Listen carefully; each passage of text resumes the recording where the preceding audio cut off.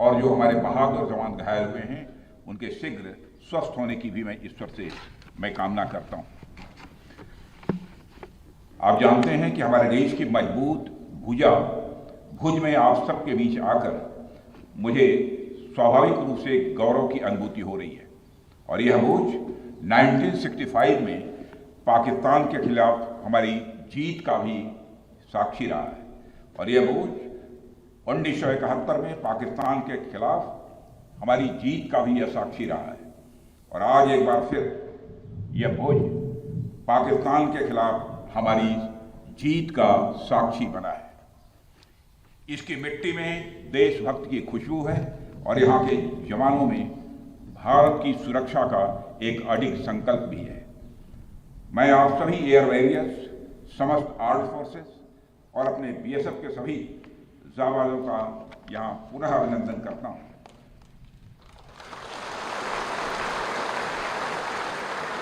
अभी कल ही में श्रीनगर में सेना के अपने वीर जवानों से मिलकर लौटा हूँ और आज मुझे आपके बीच आने का यहाँ अवसर मिला है।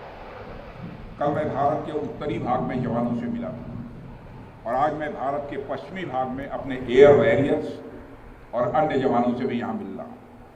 दोनों ही फ्रंट्स पर हाई एनर्जी और हाई जोश देखकर सच्चाई है कि मैं स्वयं को अपने को उत्साहित महसूस कर रहा हूँ और आश्वस्त हूँ कि भारत की सीमाएं आप सभी के मजबूत भुजाओं से पूरी तरह से सुरक्षित है। ऑपरेशन सिंदूर, और मैं बताना चाहता हूँ ऑपरेशन सिंदूर नाम किसने दिया? ऑपरेशन सिंदूर का नाम हमारे देश के यशस्वी प्रधानमंत्री आदरणीय नरेंद्र मोदी ने दिया, जो इसी जापान की धरती, इसी गुजरात की धरती पर गुजराती नाम से और ऑपरेशन सिंदूर के दौरान जो कुछ भी आपने किया है, समस्त हिंदुस्तानियों को, चाहे वो भारत के रहने वाले हों अथवा दुनिया के दूसरे देशों में रहने वाले हों, सभी गौरवान्वित हुए हैं। भारतीय वायुसेना के लिए सिर्फ 23 मिनट यह काफी थे पाकिस्तान की सरजमी पर पल रहे आतंक के अजगर को कुचलने के लिए, और वह आपने करके दिखाया है।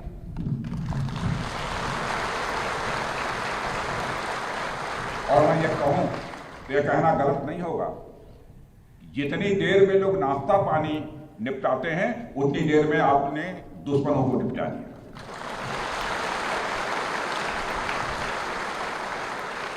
आपने दुश्मनों की जमीन पर जाकर आपने मिसाइलें गिराई है। उसकी गूंज केवल भारत की सीमाओं तक ही सीमित नहीं रही है, बल्कि सारी दुनिया ने सुना है मेरे दोस्तों, सारी दुनिया ने सुना है। और वास्तव में वह गूंज सिर्फ मिसाइल्स की ही नहीं थी, वह गूंज थी आपके शौर्य की और भारत के सेना के जवानों के पराक्रम की। ऑपरेशन सिंदूर में भारतीय वायुसेना ने जो प्रभावी भूमिका निभाई है, उसकी सराहना इस देश में ही नहीं बल्कि दुनिया के दूसरे देशों में भी हो रही है। आपके इस ऑपरेशन में न केवल दुश्मनों को डोमिनेट किया है आपने, बल्कि उन्हें डेसिमेट करने में भी कामयाबी हासिल की है। आतंकवाद के खिलाफ चलाए गए इस अभियान को नेतृत्व हमारी एयरफोर्स ने किया, और हमारी एयरफोर्स एक ऐसी स्काई फोर्स है जिसने अपने शौर्य, पराक्रम और प्रताप से आसमान की नई और बुलंद ऊंचाइयों को भी छू लिया है। मैं chief air marshal AP Singh को भी इसके लिए मैं बधाई देना चाहता हूं, उनके पूरे ऑफिसर्स, उनके पूरे टीम, उनके सारे जवानों को भी मैं बधाई देता हूं। और साथियों, कोई छोटी बात नहीं है कि हमारी एयरफोर्स की पहुंच पाकिस्तान के हर कोने तक है, और ये बात पूरी तरह से साबित हो चुकी है तो हमारी तीनों फोर्सेस की, लेकिन आज एयरबेस पर आए हूं इसलिए मैं इसकी चर्चा कर रहा हूं। और आज स्थिति यह है कि भारत के फाइटर प्लेन बिना सरहद पार किए ही यहीं से उनके हर कोने तक सीधा प्रहार करने में पूरी तरह से सक्षम है।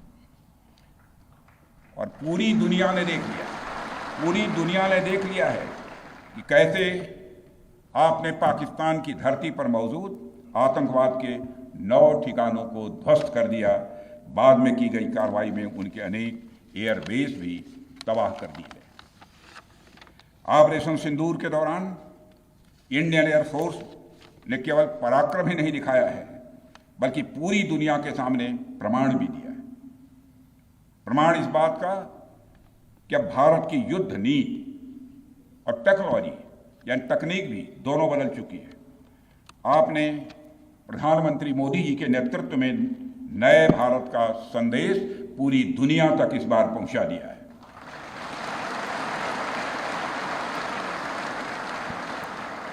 और साथियों, यह संदेश है कि अब भारत केवल विदेशों से इंपोर्ट किए गए हथियारों और प्लेटफॉर्म्स पर ही निर्भर नहीं है, बल्कि भारत में बने अस्त्र और शस्त्र भी हमारी सैन्य शक्ति का अब हिस्सा बन चुके हैं।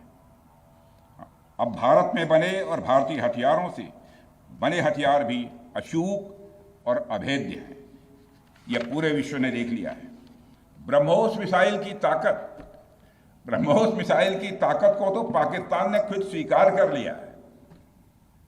हमारे देश में एक कहावत काफी पुरानी है और वह है दिन में तारे दिखना।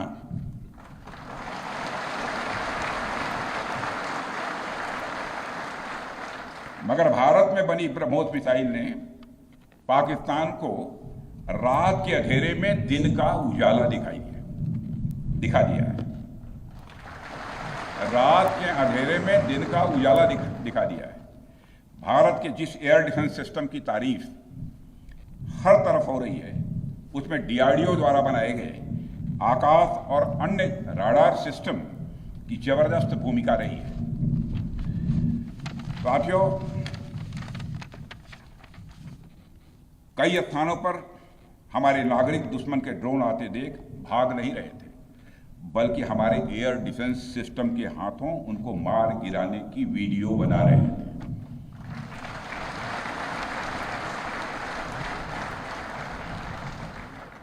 अब ड्रोन देखकर लोग भागने लगते हैं, लेकिन हमारे भारत के नागरिक वीडियो बना रहे थे।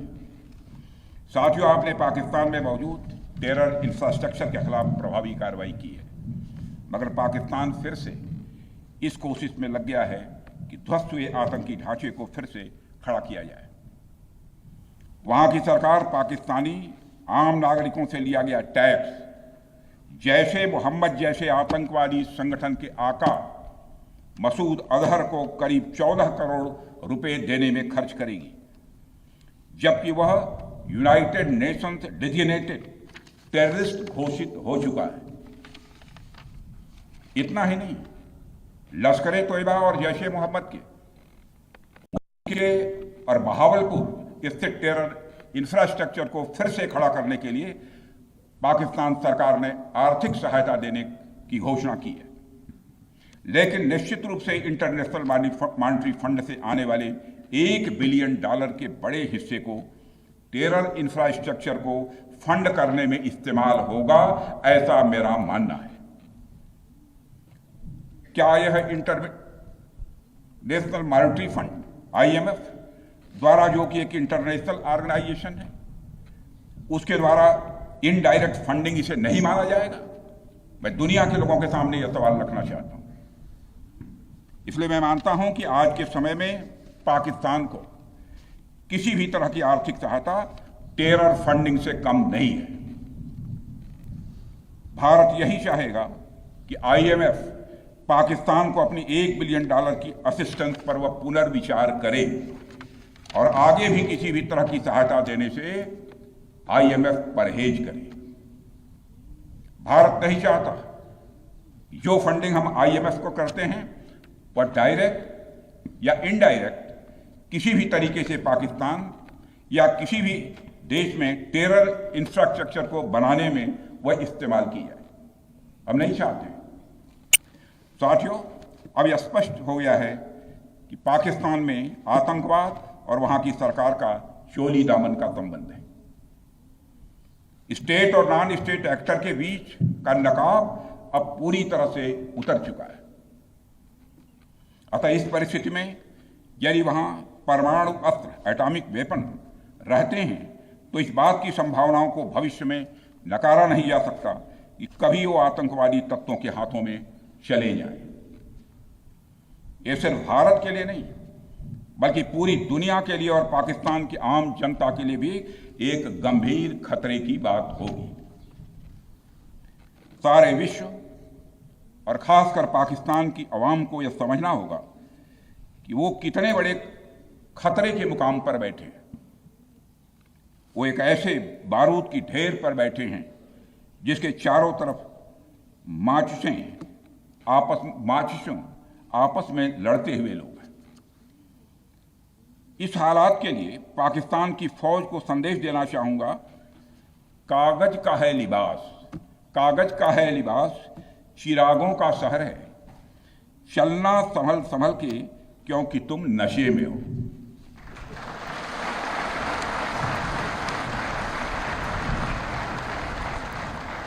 साथियों, अभी आपने जो पराक्रम दिखाया है उसकी चर्चा पूरी दुनिया में हो रही है। जैसा मैंने पहले भी कहा, आज भारत याद में यदि कहा जाए साफ तौर पर तो वह है आपका पराक्रम। और यही कारण है कि भारत का बच्चा बच्चा आपको अपना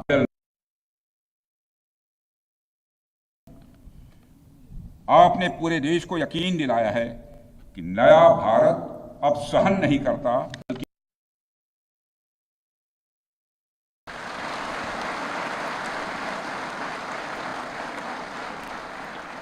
मैं चाहे जितना कुछ भी बोलूं, लेकिन मेरे शब्द आपके कार्य को मापने में असमर्थ होंगे।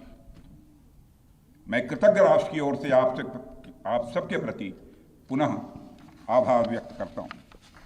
चलना संभल संभल के क्योंकि तुम नशे में हो।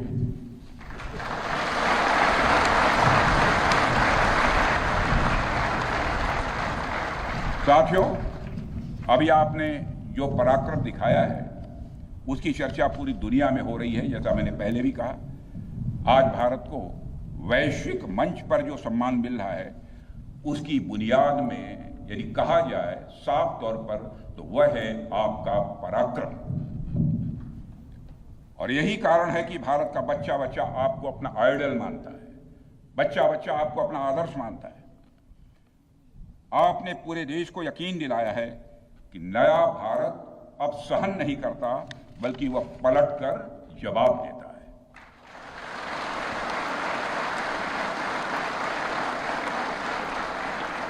मैं चाहे जितना कुछ भी बोलूं, लेकिन मेरे शब्द आपके कार्य को मापने में असमर्थ होंगे।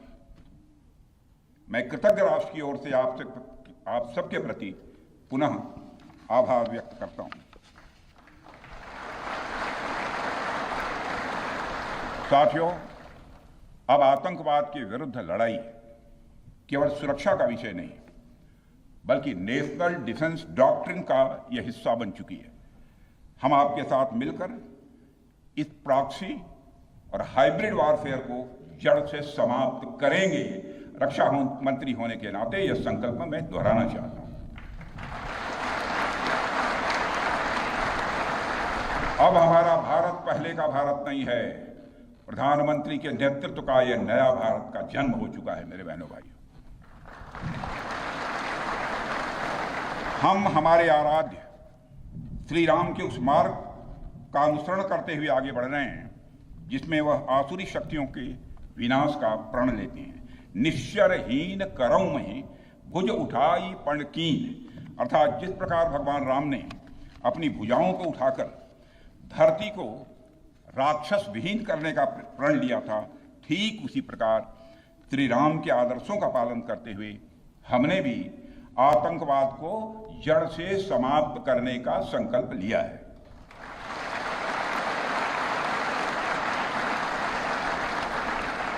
साथियों, प्रधानमंत्री मोदी जी के नेतृत्व में हमारी सरकार आने के बाद सैन्य मामलों को लेकर भारत की सोच और सामर्थ्य दोनों में अभूतपूर्व बदलाव आया है। हम भगवान राम के उस सिद्धांत का पालन करते हैं, सठ संग विनय, कुटिल संग प्रीति, सहज कृपण संग सुंदर नीति, अर्थात दुष्ट के साथ विनम्रता, कुटिल के साथ सदाशयता और कंजूस के साथ उदारता का आचरण कभी भी नहीं करना चाहिए, मैं आप लोगों को भी बता रहा हूं। बल्कि सठे साठ्यम समाचरित या टिट फॉर टैट।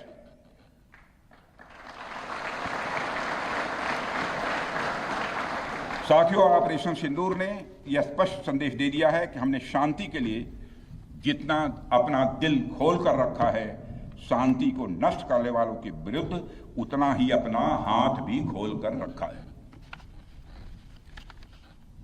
साथियों, एक और बात मैं यहां साफ कहना चाहूंगा कि ऑपरेशन सिंदूर अभी खत्म नहीं हुआ है।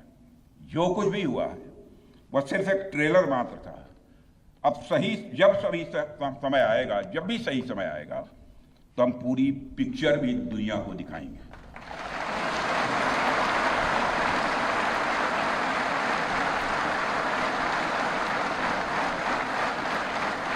साथियों, आप सब तो जानते ही होंगे कि भारत में जब भी कोई उपद्रवी तत्व होता है जिसको लेकर यह आशंका रहती है कि यह भविष्य में कुछ उपद्रव कर सकता है, तो उसको मजिस्ट्रेट एवं पुलिस द्वारा गुड बिहेवियर के प्रोबेशन पर रखा जाता है। कोई गड़बड़ करता है तो उसको कुछ समय के लिए मजिस्ट्रेट गुड बिहेवियर के प्रोबेशन पर रखते हैं। अगर वह व्यक्ति प्रोबेशन के दौरान कोई भी शरारत करता है तो उसे उचित दंड भी दिया जाता है।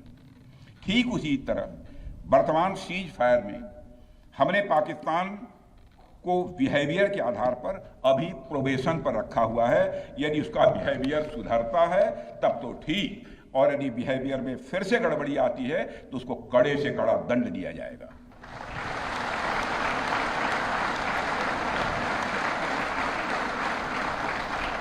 मैं फिर से इसे दोहराना चाहता हूं, अभी भारत ने पाकिस्तान को प्रोबेशन पर रखा है। वैसे भी माननीय प्रधानमंत्री ने हाल ही में एक बात बहुत साफ कही है कि आतंक प्रहार अब न्यू नॉर्मल है, यह न्यू इंडिया का न्यू नॉर्मल है। अब हमने साफ कर दिया है कि हमारी संप्रभुता को यदि कोई नुकसान पहुंचाएगा तो अब प्रहार भी झेलेगा। आतंकवाद का हम लाउडर और स्ट्रांगर जवाब देने के लिए तैयार हैं। साथियों, मैं जब देश के अलग अलग हिस्सों में जाता हूं तो एक बात हर जगह सुनने को मिलती है कि हमें हमारी सेनाओं पर गर्व है। और क्यों न हो, आप सबने अपने पराक्रम से, अपने शौर्य से पूरे देश के दिल में एक अपनी खास जगह बनाई है। लेकिन क्या सिर्फ गर्व और सम्मान ही काफी है? मेरा मानना है नहीं। साथियों, कुछ साल पहले हम दुनिया से हथियार खरीदते थे, आज हम खुद बना रहे हैं बहुत सारे हथियार। कुछ लेते भी हैं, artillery systems, radar systems, missile shields, drones और काउंटर ड्रोन्स जैसे साजो सामान आज हम भारत में ही मैन्युफैक्चर कर रहे हैं। हम इंपोर्टर से एक्सपोर्टर बन रहे हैं, और यह केवल शुरुआत भी है, केवल शुरुआत भर है। मैं आप सबको एक बार फिर ऑपरेशन सिंदूर की सफलता पर तहे दिल बधाई देता हूं। और मैं बस इतना कहूंगा कि आपके पराक्रम ने यह दिखा दिया है कि यह वो सिंदूर है, यह वो सिंदूर है जो श्रृंगार का नहीं बल्कि शौर्य का प्रतीक है। यह वह सिंदूर है जो सौंदर्य का नहीं बल्कि संकल्प का प्रतीक है। यह सिंदूर खतरे की वह लाल लकीर है, यह सिंदूर खतरे की वह लाल लकीर है जो भारत ने अब आतंकवाद के माथे पर खींच दी है। मैं इस अवसर पर साथियों आप सभी के साथ साथ देश की जनता का भी आभार प्रकट करता हूं। भारत की जनता ने एकजुटता और समझदारी का परिचय देते हुए आप सभी का, सरकार का, यानी पूरे देश का सहयोग किया है। इस लड़ाई में न केवल सरकार, आर्म्ड फोर्सेस और सुरक्षा बल, सभी नागरिक एकजुट थे, और मैं कह सकता हूं कि भारत का हर नागरिक इसमें सिपाही की तरह भागीदार था। मैं देश की उन माताओं को भी प्रणाम करना चाहता हूं जिनकी कोख से आप जैसे बहादुरों ने जन्म लिया है।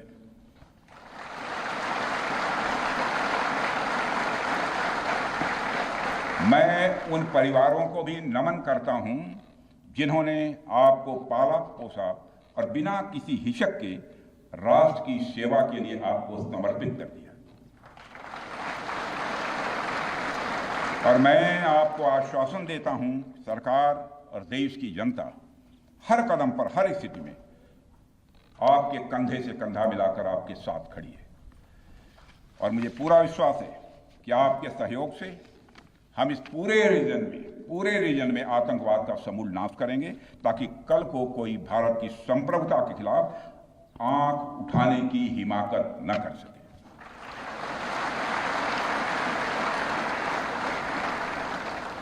साथियों, मैं कहना चाहूंगा कि भारत की सेना जो